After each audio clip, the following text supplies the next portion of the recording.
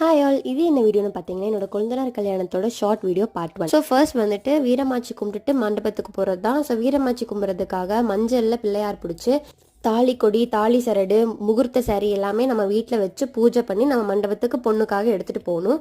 So first வந்து 3 படப்பெல்லாம் போட்டு பிள்ளையாருக்கு வந்து சாமி கும்பிட்றாங்க.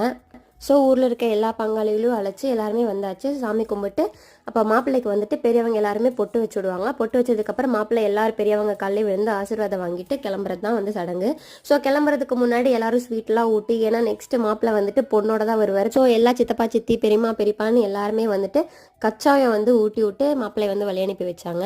கிளம்புறதுக்கு முன்னாடி ஒரே பாசமலைகள் தான். ஸோ அதெல்லாம் பண்ணிட்டு ஃபோட்டோஸ் எல்லாம் எடுத்துட்டு மாப்பிள்ளை வந்து கிளம்பிட்டார் வீட்டில இருந்து.